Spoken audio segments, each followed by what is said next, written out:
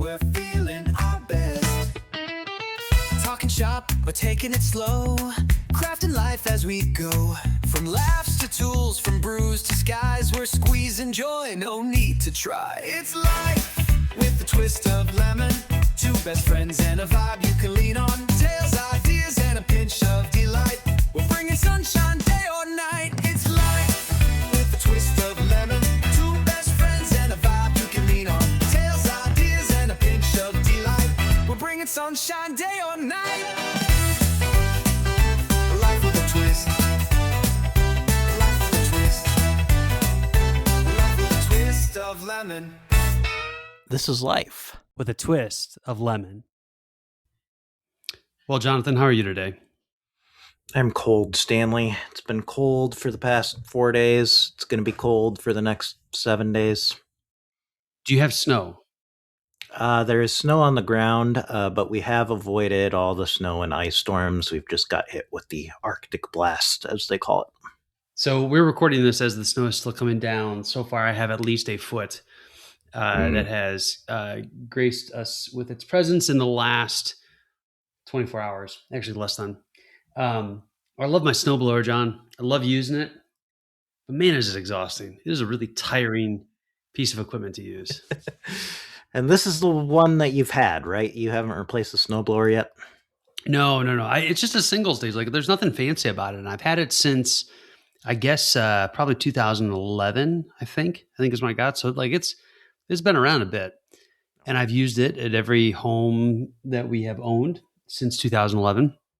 It serves me well.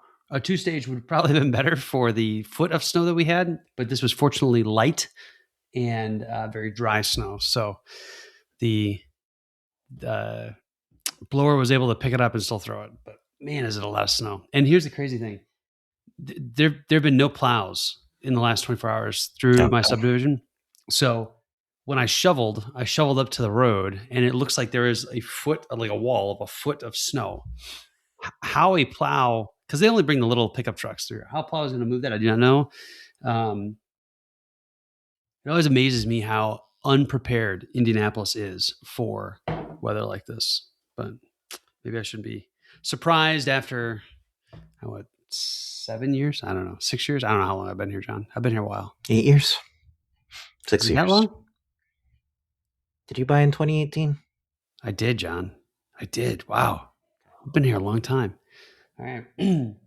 Well, anyhow, that's how my day's going. Church was canceled because the roads are impassable. I went last night. That's all right. But no Sunday school to teach. So I slept in. I've been reading. I went outside. I cleared snow. And now I'm talking to you, sipping a Chianti, wondering if I'm going to have a work offsite here in Indianapolis on Tuesday, as was planned, or if the weather will conspire to make that impossible. Because if I can't drive into Indianapolis, it'd be kind of weird to have an offsite People here. flying, yeah. But I'm sipping a Chianti, thinking about it's just a few more days, and I will be on a cruise ship. That's right. You're going someplace warm this time, right? I am, yes. Yeah. I've only done one cold weather cruise. It was Alaska. I did that one at the end of September, and it was honestly not that cold. It wasn't short weather, but it wasn't that cold. So yeah, you had beautiful weather from everything I've heard about Alaska cruising. So nice. Where are your ports of call, and do you have anything fun planned? We do. And you know what? Bringing it up, I should have expected you to ask. So I'm going to open up the app and tell you while we talk. But it is an Eastern Caribbean itinerary, which I have never done. So we will stop. But I hear they are beautiful. I mean, listen, St. Thomas and Tortola, they look gorgeous. So I don't think I can go wrong. Those are two of the three ports. The third port is Castaway Cay, which is Disney's island. And, we always enjoy that. That never gets old. So looking forward to that. But yeah, I'm trying to find the list of things that we decided to do, John, because that's what you really want to know, right? Right. Because with like a fort, right? I don't remember what island that is. Oh, this does not ring a bell. So at St. Thomas, we are doing a catamaran sail to Shipwreck Cove. Apparently there'll be snorkeling too. I do not envision I will snorkel, but maybe. And then on Tortola, we're doing a family beach escape to Jost van Dyke. So relatively chill. Relatively chill, yeah. We're gonna do at Castaway Cay. We always do the bike rental, and then I'm gonna get sea kayaks this time. I've never done sea kayaks. I want to do sea kayaks. So, but that'd be fun. Just 3 ports on a 7-night cruise. This is on a Wish class ship, which you have not been on a Wish class ship. I have not. You have, but I think the experience was a little skewed. So I rode on the Disney Wish in the concierge area. I got a deal, people. And it was 3 nights, right? It was 3 nights. I got a Short deal. cruise, yep. And it was short, and the weather was really bad. And so we got tossed every which way, and we didn't stop in the Bahamas. Not that I was going to get off, but the boat was very busy in Nassau or around Nassau because we couldn't get off. But I've been on that size ship once. And because we were in concierge, we really didn't spend time in the broader area of the boat. So like I know what it's like. Like I toured it. I made sure I tried all the new pool deck food, all the good stuff, but I didn't like live in it like I'm going to on this trip. So, well, that should be fun. Looking forward to it. You're on the Treasure, right? On the Treasure, yep. The Treasure is the theming that most interests me on the Wish class trips. Okay, tell me more, John, because I haven't. So this is the thing.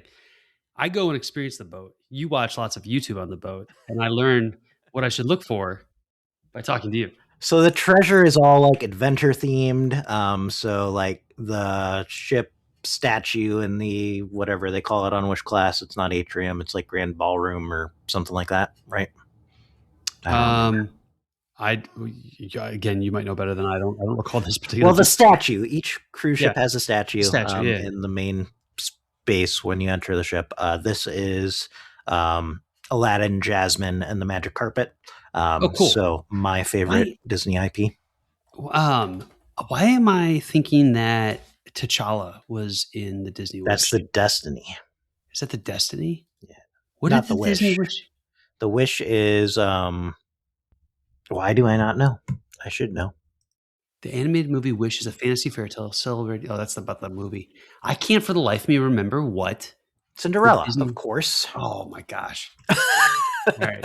That's embarrassing. That's right, because there's like this little detail where Gus and the other mouse is like under the back of the dress or something like that.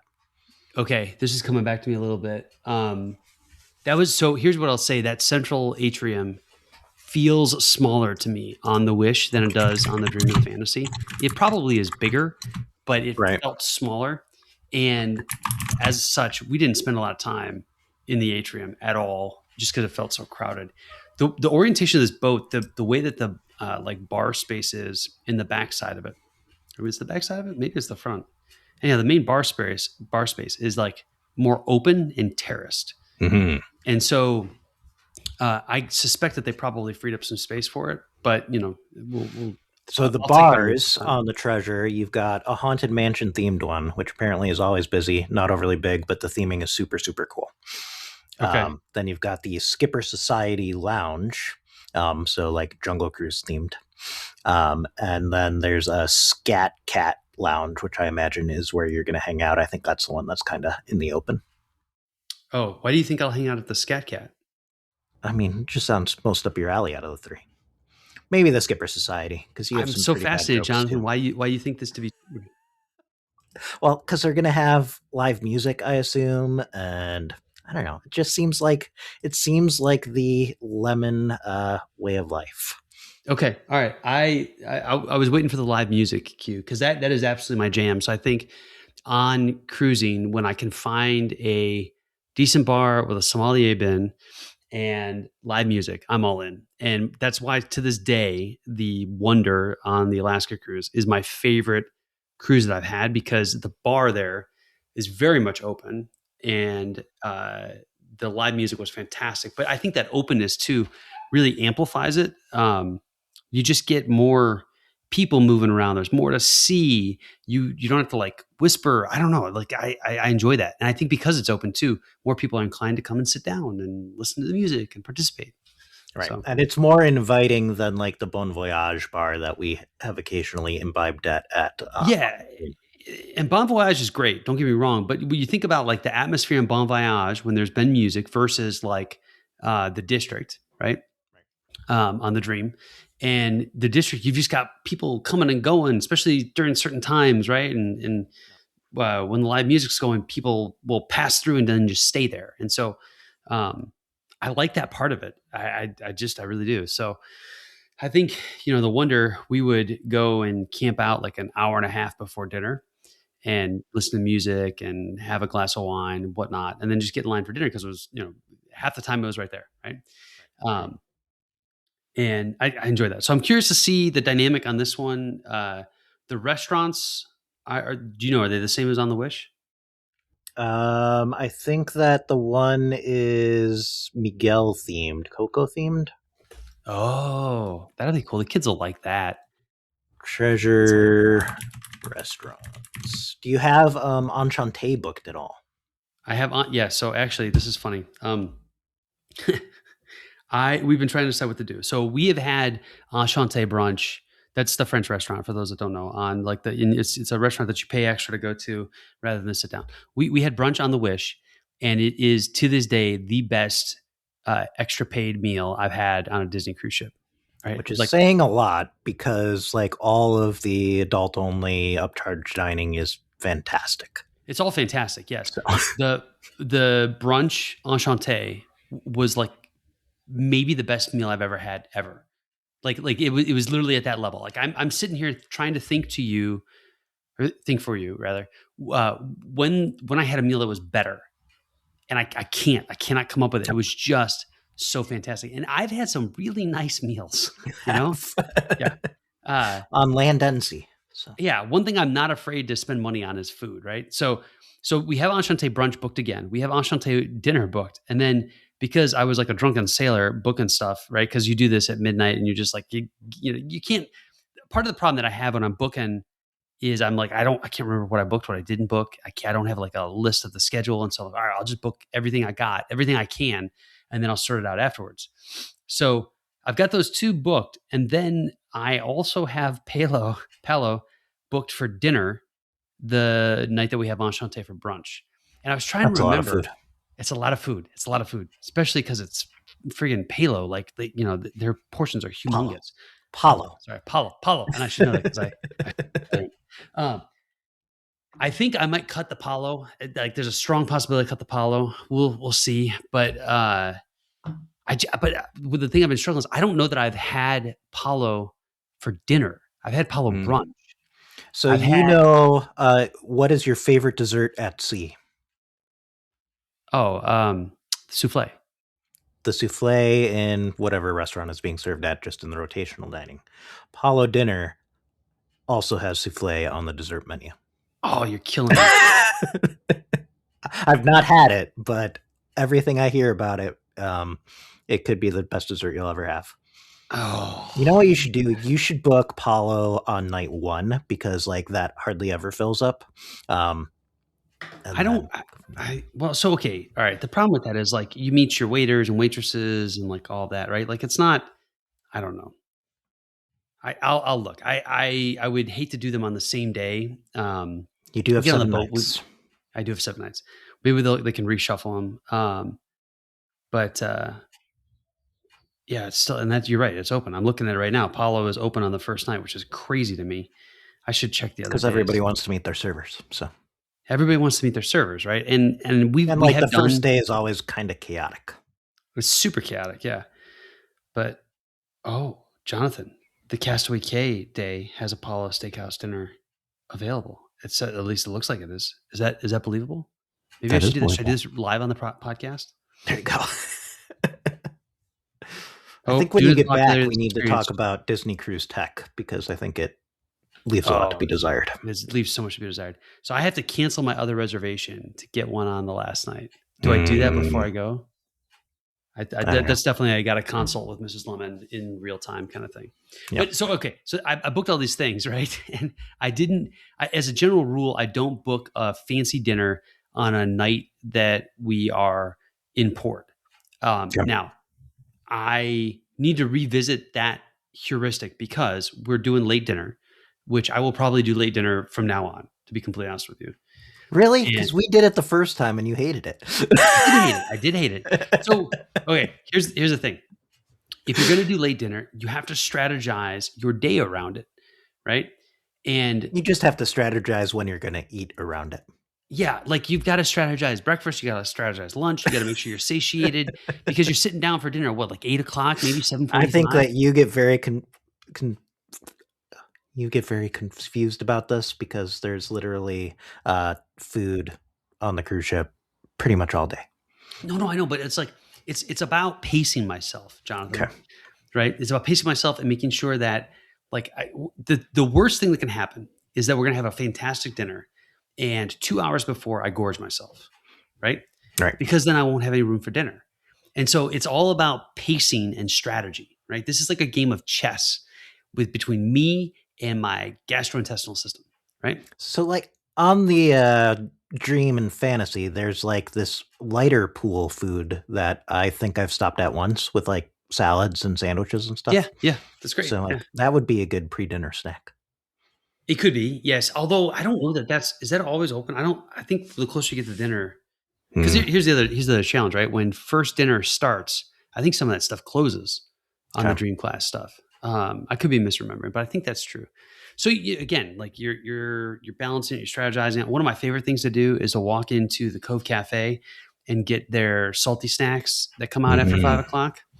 Yeah, you get like a olive tapenade and who knows what else. So charcuterie, basically. Charcuterie, yeah, they got some charcuterie too. It's just some stuff that's like fatty but not overwhelming, right? Or if I could find some fava beans at a bar. And you could have your afternoon coffee there too. Could have my afternoon coffee. I also could just go back to the room and do room service and get a hamburger, right? Yep, could do that. Or wings. I could get wings. Or you go to the pub and you get wings there. Now those wings cost extra, but the wings at the pub are fantastic. They are like next level good. And like, yes, you have to pay for them on top of your cruise fare, but it was pretty affordable as far as wings go. So yeah, as far as wings go, it was totally reasonable. I think we've been on a couple of cruises where we've had to watch a football game. That will not be the case on this one. And so correct. It is not uncommon for us to go camp out at the bar at the pub, right, and get a good seat for the game, order wings and popcorn from the movie theater and who knows what else, right? Like all that. Which, by the way, here's a cruise pro tip. When you get on the boat, go buy the refillable container for popcorn from the movie theater. Because first of all, like it's fantastic. Like it's really good. But you just refill it for like $1, right? Yep. And so we do this and then it's in the room and the kids are just constantly, like if they're hungry, like, oh, I'm going to have some popcorn, or I want to sit out on the balcony and watch, the waves go by. I can have some popcorn. So I like it. I've never gotten popcorn on a cruise ship, but I don't love popcorn that much. Oh, I love popcorn. In fact, when I'm done with this recording, I'm going to go have some of Mrs. Lemon's popcorn, which is fantastic. Mrs. Lemon's popcorn is fantastic. Yeah. So, and I've got a soft spot for the type of pop. Like it's I don't know how to describe this other than when you go into a car dealership, they've got the little popcorn machine, you get the little bags, right? You've been in a car dealership more than I have. Okay. All right. Well, so that's the type of popcorn we're talking about on the cruise ship. Sometimes you get it at like a carnival or a fair. Okay. Sure. That same kind of thing, right? So way too much salt. Like it's all of America's daily sodium needs in like one shot, but it is so tasty. And I'm just, I don't know, like I like having it around, I like having it available. So that is what it is. But I was going to ask you, do you know what the sweet treat spot is? Because it's not Penelope's and it's not whatever. Like where the gelato. On the Treasure, I don't. But that seems like a easy thing to search. I couldn't remember what it was called. I think Penelope's was what it was called. Oh, is it? Or maybe that's the Wish. But one of them's Inside Out themed. Yeah. The Wish is Inside Out. That's what it is. Penelope's is what, the Dream? It looks like maybe Jumbo Sweets. Does that sound right? Jumbo Sweets. Yep. Which is Zootopia? A Zootopia reference. Have you seen Zootopia too? I have not, and I've only seen Zootopia once, I believe. I wonder if I need to watch Zootopia 2 before I get on this boat, if there's Zootopia themed stuff. It might be playing on the boat, Stan. Oh, that'd be good. So it is, I have had from the snack shop, like the sweet snack shop, like something once. I think I got gelato once on the Dream, I think, right? I don't like not a lasting impression. One of my goals this trip is to have a sweet treat in that space and have it be memorable. That last part's key, right? Have it be memorable. All right. Well, best of luck to you. When in doubt, you don't pay extra for the premium Mickey bars from room service. And as you recently learned, right, the Mickey bars they're fantastic. Yeah. Like, you don't expect that kind of ice cream thing to be fantastic, but it really is. Yeah, I don't know, man. There's a perfect balance between it's like soft serve vanilla ice cream, but it's a little thicker, right? It's a little and colder. It has flavor. It has flavor, yeah. And then it's got this like perfect chocolate crunch to the outside, but it's not, I don't know, it's not like nauseating Dove milk chocolate. It's right? Like very, very good chocolate. It's very good chocolate, right? And the simplicity of it, the balance of it, the coldness of it when you're in the Caribbean, like, or, California, Florida, wherever you're at. Like, I think the Mickey bar is one of the hidden gems of Disney, to be completely honest with you. Well, I am now sold on that, and I was a skeptic before my trip to Disneyland. Which is so funny because you literally, every time you've been on a cruise ship with my kids, you're like, go get a Mickey bar, go get a Mickey bar, go get a Mickey bar. And I realize now, like some of your guidance that I've picked up on. I've not actually followed. Yeah, you've never done it. It's hollow guidance, right? It doesn't mean it's bad guidance, just to be clear. It's just hollow guidance. So uninformed? No, it's informed. Yeah, it's just not unexperienced. Inexperienced, yeah. Now, this is what I appreciate about you, Jonathan, because I am generally unwilling to recommend something I haven't tried myself. And you're just like, hey, I read 2 blog posts and watched 15 YouTube videos, and they all said go for the. So I think what it comes down to is I understand that not everyone has the same taste as me, but I feel like I can also recommend to someone else's tastes. Okay, and this is like a fundamental difference you and I have philosophically about life, right? Because I believe that my tastes are the absolute truth in the universe, right? On this astral plane, basically, I'm right. And if people disagree, then there's something either wrong with their taste buds, their nose, their brain, or maybe even the very essence of their soul, right? And as you are sitting here drinking a glass of wine, I think I've found a way to navigate that as well. Oh, yeah? Tell me more. Tell me more. Like when your go-to was like Yellowtail Shiraz for wine.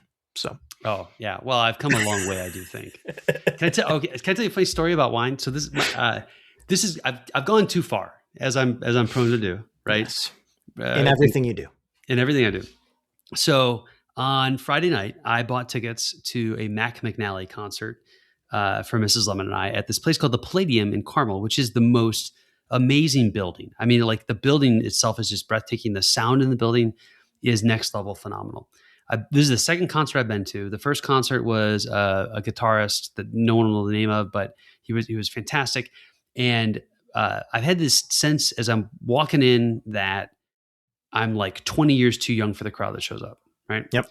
But that's okay. Like I can live with that. You've run into that several times. I've run into that several times. $10 valet, like, this feels like a steal. For those that don't know who Mack McAnally is. Did you tip the valet well? I did, yeah, of course. Okay. It was cold, man. It was like 5 degrees out. I tipped them real well. So I think I sent you a video. Were you familiar with Mack McAnally before this? I was not until you explained who it was. Okay. All right. So Mack McAnally was in the band, the Coral Reefers, which was Jimmy Buffett's band. Mack McAnally, though, is a songwriter. He's a singer-songwriter. So he wrote songs for Buffett. He also wrote songs for Kenny Chesney. He's written songs for a bunch of people, right? The Kenny Chesney song you might know is "Down the Road." I think on the recording he actually sings with Kenny Chesney, but that one that was like a Billboard Top 10 or something like that. That was a crazy famous song. He wrote one of my favorite songs, which I did not realize there were 2 songs by Mack McAnally that I wanted to hear. He didn't play either of them. But one of my favorite Jimmy Buffett songs is "It's My Job," which is a great vocational song. And turns out he wrote that. So he performed it. And this is crazy to me. He was doing like road construction, like asphalt lane when he wrote this song. Nice. Yeah, which is even cooler. Like it's a really fantastic song. I probably listen to this song once a week. Like no joke. Okay. I believe that. Because I don't know, there's something inspiring to it, right? Right. John, I just love that song. Keeps you waking up to go to work, right, Stan? Yeah, well, exactly. Right? Honestly, I feel like it's a manifestation of the way that I view a job and work, right? Right. Which Where is you really would just much rather be, hanging out, having your cheeseburger in paradise. yes, yeah. And all of this is just ultimately a riff on Dr. Martin Luther's theology of vocation. But I don't even know that Mack McAnally, Southern Baptist from Mississippi, knows that. But hey, like that's the root. Okay, so we're going to this concert. Mack McAnally, the two songs, by the way, before I forget, that he didn't play that I love that he wrote. One is Oysters and Pearls. Mm-hmm. Are you familiar with this song? Yeah. Yep. So he wrote that one. That's another just like fantastic and inspiring song. And then the other one is Once in a Lifetime, which is another just like uplifting country folk song. As far as I know, he's the only one that performs it. You should listen to it when we're done, because it's. Right. I have a set of songs that are like, I'm just gonna have a good day. This is a happy day for me. And Once in a Lifetime is on there. And I feel like your list is very different from my list that I use for the same thing. Oh, well, it could be. What do you like, Katy Perry Roar or something? No, that's okay. That's on my list too, along with Mack McAnally. So before this concert, we're like, all right, let's go get some food. So we went to this place called Ristorante Roma in Carmel, and I had I'm gonna say this wrong, the pappardelle, right? So like a pasta, cream sauce, and sausage dish. It looked delicious. Oh, it had so much edamame flavor from mushrooms like in it if there was a piece of mushroom in it, I didn't notice it. But just like that nice, almost truffly taste to it. And the sauce was so layered. It was just absolutely fantastic. And the waiter who served that part of the meal, very good. When we got to the restaurant, here's what I'll say too. Here's a spoiler alert, right? So that waitress, she was delightful. But in general, I would say that this is the most authentic Italian meal that I have experienced since I was in Italy, right? And what I mean by that is like the food resembled food in Italy. The portions, this is a big thing, right? The portions resembled portions in Italy, because Italian American food, the portions are like 10x, right? Outrageous. And it's too much. It's too much. And so all the pasta was homemade. Like the food was just solid, like really solid. And the service was equally as disappointing as service you would find in a restaurant in Rome, right? Which by the way, if you're like, okay, so is that a good thing, a bad thing? Here's what I've come to figure about people in Rome, Roman people. Their food is so good, they do not have to compensate for the food with their service. And so, like many Europeans, they just don't care, right? And it's all right. They can pull it off. I'm not really sure that Carmel can pull it off, but the Roma Ristorante experience in general was very Roman, all right? I would recommend going back there. I would go back there again. But here's the deal. So I go up to the bar because we got there a little early. And by the way, 6:30 reservation in America means 6:30, not 6:50 Roma Ristorante, but who's counting, right? So fantastic menu of Italian wines. Like, again, reminds me of looking at a menu in Italy, right? So I start flipping through, and I know the regions now, right? So I can navigate the regions. And I'm getting a little excited. I find some wines from Piedmont. And I have a soft spot for Piedmontese wines because of a fantastic meal with a terrible waiter that we had a fantastic conversation with, right? That you got him to warm up to you, right? We did, yeah. After I insulted him with my horrible Italian, but it's the little things that count in life, John. But when I'm looking at a menu of Italian wines and they actually label them DOCG, right? I'm like, ooh, this place takes it serious, right? Because I'm gonna botch this, but what is it? denominazione di origine controlla e garantita. I have no idea how to pronounce it, but it's basically the governing body of winemaking in that region. Yes, yeah. And so if it says Doc G, and a lot of times they'll just say it on there's like a little band at the top of the foil, right? You'll see Doc G at the bottom of the foil. But the bottom of the foil being at the top of the bottle. Top of the bottle. Yeah. All squished, right? So so first of all, I see this, I'm like, oh, these guys have come out to play, right? So I find this Barbarossa wine and I order it, and the guy comes out and he, slices the foil, takes it off, uncorks it, shows me the bottle. Like, he does everything, I would say, mostly correct, right? In terms of the pageantry that's involved. It was a Fanta Bianca, and I reached for the cork, as my friend Jonathan has taught me to do. I don't know if I've taught you this part. No, you absolutely did. You taught me this on a cruise. You taught me this on a cruise. So, and the thing is, like, when you gesture for the cork, he's supposed to hold the bottle so that you can see the label in a way to verify that what's on the cork matches the bottle. Right? Yep. Like, there's a very specific piece of the pageantry where he holds it up so you can look at it. And I did the thing. At this point, Mrs. Lim was like, "Oh my gosh, what's going on?" And so he pours. And the reason you do that is because there's a lot of counterfeit wine. So, like, the easy way to tell that is if the cork doesn't match what's on the label. Doesn't match, yeah. Which has never happened to me, Jonathan. And I don't believe that I buy bottles expensive enough that people are frauding them. Just to be clear, right? But like, there's the pageantry of this is so fun. And he knew what to do, which is cool too, right? And so he pours a little into the glass. I hold it up to the light. I hold it up over. I took a piece of paper that I saw aside. This is the part where you go too far, I think. Go too far. What's funny is you're just supposed to be able to smell it and see if the bottle's corked or not. So I reach for the piece of paper, right? And Mrs. Lemon goes, "Stay on the countertop is literally white." Okay. But I go through the motions, and I take a sniff, and then I swirl it. I take another sniff.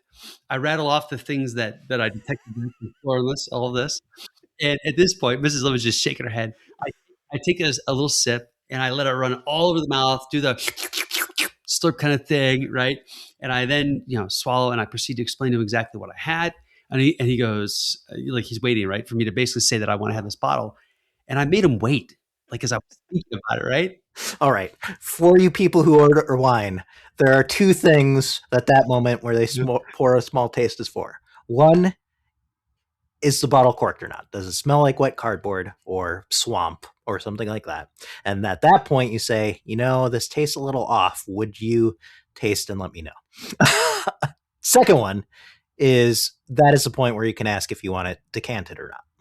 So well, I should have done that. Okay. And at this place, it sounds like they might be able to pull it off. There's a lot of places that they actually had the most beautiful decanting rack I've ever seen in my life. Nice, like a legit decanting rack, right? So I should have asked that.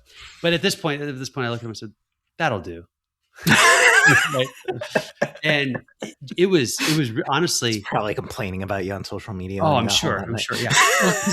And here's the crazy thing: like, he took so friggin' long to get me my bill after they gave me my seat, so that Mrs. Lemon goes, like, starts eating bread, goes to the bathroom, has a glass of water, and then he brings me my check so that I can go and have dinner with my wife. So yeah, I was a little annoyed. So, very tiny. Nice. But it was a really good meal. I genuinely enjoyed it, and I will go back despite maybe the subpar service. So, we'll see. But the Mack McAnally concert was phenomenal, and one of the weirdest things is he played the song. I heard it from the grapevine. Yep. And he was sitting at the piano with a guitar on his lap, switching between instruments. Okay. That's a special kind of skill.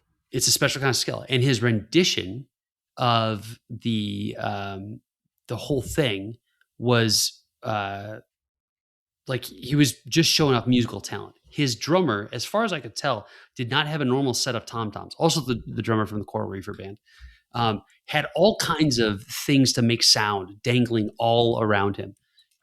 It was really quite the spectacle, and enjoyed it. Sarah and I were, that's my wife, we were reflecting a little bit on, because he would tell a story, they play a song, tell a story, play a song, and he would tell a story about like some interaction he had with Jimmy Buffett before they wrote this song. And I don't remember exactly which story this was, but it was Jimmy Buffett was writing his first book. He was holed up in a cabin in Georgia, and he calls up Mack McAnally. He's like, "Hey, come! I've been staring at prose so long. I want to write some music." And they sit down. Oh, maybe it was, no, it wasn't Volcano. He played Volcano too. That was pretty amazing. So apparently Jimmy's like, just come up with a lick in D, right? Right. And I'm thinking to myself, like, so first of all, the musical skill to just like respond to that on the fly, but also like the amount of camaraderie that has to exist between two musicians who are going to sit down and write a song. They're basically writing poetry together and throwing music in the mix, right? And to just be able to have that dialogue and then off to the races. Like it just blows my mind. Blows my mind. Well, that's awesome. Yeah. So you should come and hang out with me. We'll go to the Palladium. We'll take the ladies, and we'll go to Ristorante Roma, have terrible service, a fantastic meal, and drink some incredible wine. I like it. You tell me when. I'll go look at who's playing. Yeah, you should. You should. So it's definitely an eclectic venue. Like this is not. It's only, I don't know, maybe 1,000 or 2,000 people who can fit in this space. So you're not getting like I don't want to say top shelf, because I think these are real musicians. They're not like Katy Perry jumping on stage. I don't know why I'm on a Katy Perry, but they're not going to sell out a big venue like Gainbridge, but they are going to be some of the best music you've probably seen in a really long time. Nice. So, yeah. All right, Jonathan. I said we were going to do an AI pro tip, and I haven't asked you about an AI pro tip. So you did charge me with coming up with something, because AI pro tips are apparently a recurring segment now. I want them to be a recurring segment. I believe that we can be the AI whisperers of 2026 right here on Life with a Twist of Lemon, and we will do it one. I think that we could be the AI whisperers for like everyday people and improving their life with AI. I think like there's this whole other segment of people who like go way too deep and are super nerdy about it. But this podcast isn't for them anyhow. Right. Yeah. If that's you listening right now, just cover your ears, because what we're about to say, you're gonna be like, duh. So last week, your tip was basically don't use AI like Google. Give it context, right? Yeah. Yep. Okay. So this week, I think that I'm going to go with a hot take, and it's a tip of something not to do. And that's going to be don't use AI to generate content. Oh, okay.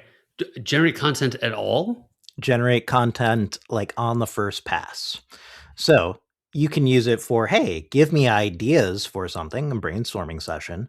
But I think that I have the most success with AI when I give it a lot up front. So maybe these are notes from a meeting. Maybe this is my scattered kind of stream of consciousness thoughts about a topic or what I wanted to do. And then you feed it the raw human material, and then you can start to use it as kind of a second brain to test ideas, or as an editor to start to compile them in orders that make sense, things of that nature. Okay, this is interesting. Let me run something by you, and you can tell me how far off I am. I will occasionally dump.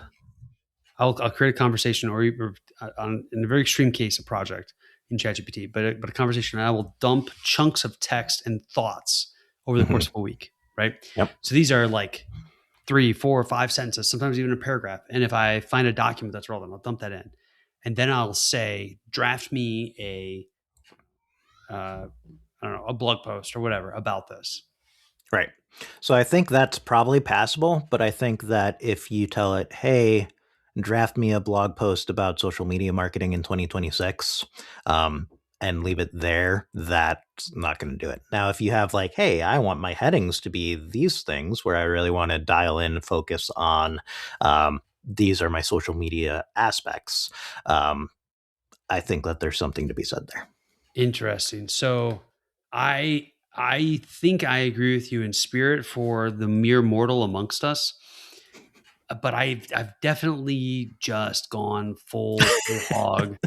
Right. Well, and I mean, I think our podcast theme song turned out okay that way.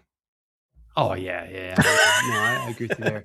I'm trying to find. I have a like a post that is a satirical critique of Moby Dick. I think I've shared it with you. Mm-hmm. I'll read the opening couple paragraphs here just to set so you understand what I'm going to explain how I got to here, right?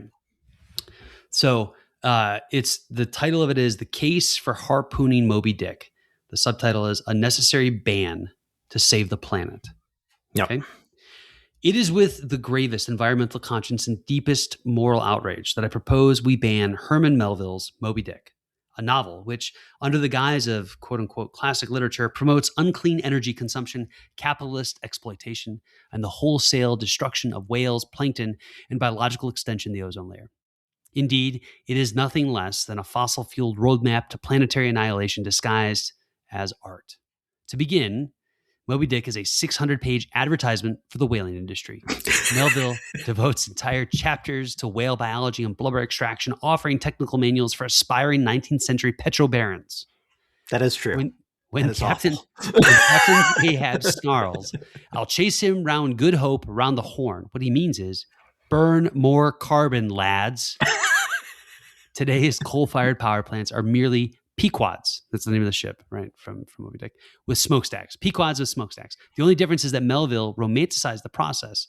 One may as well assign ExxonMobil's quarterly reports to high school juniors and call it literature. All right. Now, could you see me writing this? No, but I could see you coming up with the idea. Okay. I came up with the idea and I tossed it into ChatGPT with very little meat. And it outputted to this. And I've just read you the first two paragraphs. That's not entirely true either, Stan, though, because I'm sure that ChatGPT has the entirety of Moby Dick and the storyline and everything there that is context. So okay, fair enough. But like this is one of those places where I'm like, go write me some content, you know? And I didn't start with a piece of my own content. I think there's a way to do this well, maybe. Assuming that this satirical piece on I'm saying that 80% of people and the garbage that is in even news articles now and social feeds is awful. It is awful. And actually the news article thing that really resonates with me because I don't think they're using ChatGPT. I don't think they're using Claude either. Whatever they're using seems like hot trash because the quality of text is so poor. Like it's very clear that there's a word count that they're trying to hit and there's a reading level. And that's it. And I think that actually is like really sad. It's sad for the state of reporting, but also sad to be on the receiving end of this. So I'm with you from that lens. And I think I have this, I believe there's an existential crisis that we're all going to face with AI in terms of content generation, which is you made a very important observation. ChatGPT may have been able to produce this masterpiece of satire on Moby Dick because it has the entire text of Moby Dick, right? Yep. And so, if I asked it to go write me a critique of the Iliad, I think it could do a pretty solid job because it has all the Iliad, because it's built on this existing content base. Mm-hmm. So the existential crisis that I worry about is we are generating all this crap content with AI, right? Yep. And it's just gonna be fed back into the model. And there's really nothing to protect the development of these models, the development of the information thereof from this crap content. Because there's no way to discern that this is, a fourth grader who probably should still be in first grade, or maybe you should say a ninth grader it should still be in fourth grade. I don't know. Sure. Versus an AI. Yep. And I mean, we had this problem before. I think like as we were growing up, it was very much, hey, don't use the internet for research. Whatever you do, don't cite Wikipedia as a reference. Right. Which today, like, hey, Wikipedia is peer reviewed at least. It's peer reviewed, right? Yeah. This is actually, we've had this conversation in my house a couple of times because, Mrs. Levin is still kind of like old school on this front. I'm like, hey, look, all right, I'm gonna be honest with you. I think there's a legitimate chance that the peer review for Wikipedia is superior to Britannica at this point. Probably. That's my hot take. And she's like, no. There's like reputation, blah blah blah. I'm like, no, I have tried multiple times to edit Wikipedia pages, right? Like in fact, the Washington Monument article, I have many times attempted to update it to reference Spider-Man's involvement, right? And they don't last more than 5 seconds before they get rejected. So there's a combination of computers and humans that I think, ensures some decent quality stuff. And when the quality can't be validated well enough, it also says so up front, like, hey, this is not maybe up to our standards. And you have the references all over the place, and when there is no reference, it says citation needed. Like, maybe you don't use this as your only source, but I think it's a darn good resource and maybe a place to start. Yeah, I agree with you. And so, kind of to your point, like, it didn't start that way, right? It took some time. We have faced the onslaught of questionable content on the internet for as long as the internet's been around, and we will continue to face it. I just worry about when you get crap in, you're going to put crap out, right? Absolutely. And I think the other thing here is people still need to learn how to read and consume content critically, which I think something is that you've been working on very much so, even now in your, I won't say your age, but also with your kids. So yeah. And see if this makes sense. Like, did they ever tell you that, like, when they Google, they can't find things as effectively as you do? Have you ever heard that? Yeah. Okay. I always think about this, right? Like, what is it that allows my Google results to be better than yours, or yours, proverbial yours, right? We ask better questions. I think we also have a little bit better discernment for the results that come back, and that is even more so true with AI content today. We've talked a little bit about hallucinations, right? Hallucinations are where the model presents something as truth that is not, right? And like, everybody has a BS detector, and you should be able to sniff out some of that, right? And I think the minute that you stop looking at AI answers, AI responses, without your BS detector in like full tilt, you're going to get burned. That also means you have to review the AI answers before you paste and publish them somewhere. Absolutely. Yeah. We could probably do more. Okay. You've had me think about this since you brought this up. Because you were, I don't remember exactly what you said. Your first line was something to the effect of, the questions you ask it, or it's not just a search engine, something to the effect. I don't remember. Does this ring a bell? No. From last week? No, this week, in this conversation, you had a comment about search engines. Because we asked better questions than... No, further back. All right, it's fine. The robots will figure it out. Okay. You made me think of this. I swear you said something. Yeah. ChatGPT keeps wanting to make itself into a search engine, right? Like, if you install the ChatGPT extension into Google Chrome, it will ask you to set itself as your search engine. You can do the same thing actually on iOS as well. It is a terrible, terrible, terrible idea, right? It's a terrible idea because, one, it also messes with your context and all the things going on in your conversation management for the AI. But also, like, to be completely frank with you, it's not at that level. It's not showing you things you're looking for. It's trying to answer the underlying question. And if you're genuinely just looking for stuff, ChatGPT still stinks, right? Like, I would challenge you right now. Here's one thing I have not been able to get to do. I want something that will take a tissue box and elevate it an inch off the ground. That's it, right? I want like a tissue box tray. I can see it in my head. And I've asked ChatGPT, scour the internet and find it. It cannot do it, right? It cannot just give me like a list of things and then I sort through them. It wants to find just the one answer. And if the thing you're trying to do is not geared towards just the one answer, it will fail you. It will fail you miserably. Why don't you just build something, Stan? Like, because it's so much easier to just click a button on Amazon. It's like a 2x4, isn't it? I want my bathroom where this thing's going to be to look classy, right? Okay. Come on. This is actually like, you want to talk about problems, like real world problems. So the tissue box sits on the sink counter, and the sink counter is mostly level, but there's a slight tilt in the back of it, in the middle, right? So water, moisture in general will roll that back. And where do you think I put the tissue box? And so then the tissue box is sitting there, or the humidity from the air might get under there. I don't know what it is. Like, take a shower. And then I go to lift up the tissue box, and the bottom of the tissue box is stuck to the counter, and it leaves this little paper residue. And I got to scrape it up with my finger, and it gets under my fingernail. It's uncomfortable. And I just don't like it, Jonathan. That sounds awful.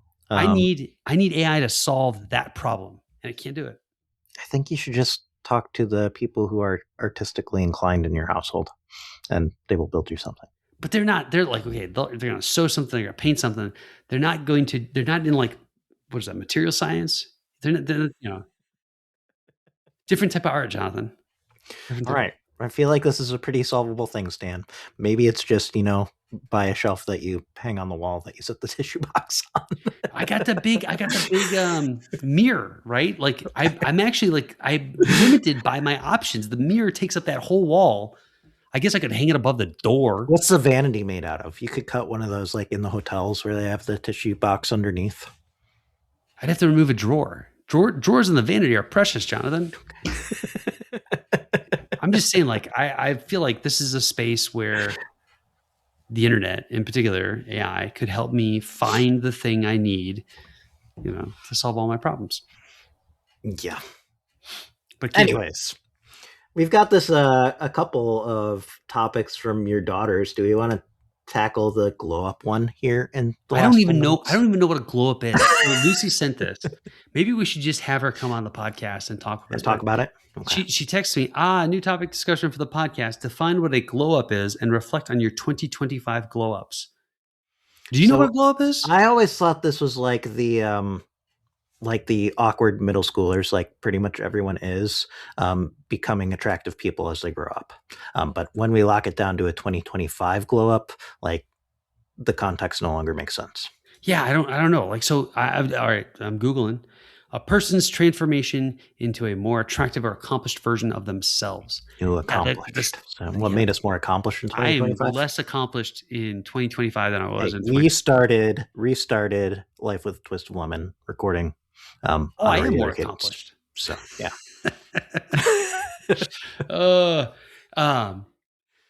Yeah, I don't know. I think maybe we just ask her. And then the other one was from Evelyn. My Evelyn sounds like she wants to be on the podcast to talk about absolutely. This. So here's the thing. On the previous rendition of the podcast, right? All three kids made an appearance. Lucy remembers hers. Henry kind of does. Evelyn does not at all, right? So Evelyn desperately wants to have that core memory, right, of being on. So she sent me a text. Can you please do a Life with a Twist of Lemon episode all about cooking and King Arthur, and maybe include a kid who looks to cook? Right. So I think we could do that. I think we could, maybe we'll strategize around favorite recipes, baking and otherwise, and go from there. But I feel like those deserve, first of all, the glow up one, that's a 16-year-old who's just texting whatever randomly. But you know, it might be related. I don't know if it's not related. Maybe it's not. Have you seen these Instagram posts that are all 2016? Oh, I have. Yeah. Have you gone through, looked at like pictures of yourself in 2016? No. It's like, are we just doing this because it was a decade ago or what? I think so. So somebody figured out that this is the thing, right? To do. You do pictures of yourself a decade ago. I went back and I looked at pictures of me in 2016. I don't want to share. Probably some of us together, right? Oh yeah. I think so. Yeah, here we go. I wanted, here we go. You know what we were doing in August 2016? We were at Patty's wedding. There's some pictures of us. Looks like I've got a picture actually of Anna and Sarah playing some kind of game. Remember we went to the oh, that's right. Yeah. And there's a couple of pictures of us from the wedding. So I got that for sure. Okay. But we also camped, I think. I got pictures of that. I think that was 2016 as well. Maybe. All sounds right. Jonathan, it was that Labor Day. We went and camped together. So there you go, 2016. We could do a 2016 podcast post. I just don't think this was the best version of ourselves. right? Probably And I'm not really sure that I want to share. I think we pictures. both made some good decisions in 2016. What decision did I make in 2016? Right? Career changes. Oh, career changes. That was 2016. Man, I can't even map that in my brain. Yeah, I guess we did. Gosh, time flies. All right. Is there an easy way to find 2016? Do you just search 2016 in the Photos app? I just go to the all photos view, switch the years, and then I zero in on the years and kind of scroll through from there. Because once you double click on years, you can start scrolling through months. I will admit that I'm still frustrated with the iPhone Photos app overhaul, but Yeah. it looks like I was to making bread. I was making sourdough in 2016. Oh, there you go, Jonathan. See, that was a good year. I probably gave you the starter too, right? Right. So we were making sourdough before making sourdough was cool. Yeah, before it was super trendy. So it appears that I went to Atlanta a couple of times. It appears that I went to Alabama. It appears that I went to Kansas. And it appears that I went to Gatlinburg and Nashville and wherever we went I went to Traverse City as well. And then it looks like I also went to wherever we went camping. That was in Illinois, I think. It was outside Bloomington, maybe? Maybe, yeah. I don't know. 2016 when I bought my bike? No, I don't think so. Because I bought my bike. I think I bought my bike in 2017. So now 2017, when we get to 2027, I will do some throwback pictures on 2017 because that's when I went crazy on the cycling. There's a lot of good cycling selfies, but nice. Anyhow, I have no idea if this is what Lucy meant by glow up, but we'll have to ask. I think I was probably more attractive in 2016 than I am today, but I think you're equally ugly. All right. Well, Jonathan, I don't know if we'll record again before I get back. Seems unlikely just because the schedule is unforgiving. But I want you to know that I will think of you while I am sailing the Eastern Caribbean, sipping a glass of wine on, it won't be deck 4 because deck 4 is not the same on the Wish class, but it'll be whatever the equivalent is. So, all right. Well, enjoy. I hope that you find your favorite bartender early and often. Oh, gosh, I hope so too. All right, Jonathan. Until next time, my friend. All right. Later. That's a wrap, yo. Time to unplug. Stan and John just served that mug. Twist of lemon, sharp and clean. Truth and tech on your podcast screen. Catch us next time. Don't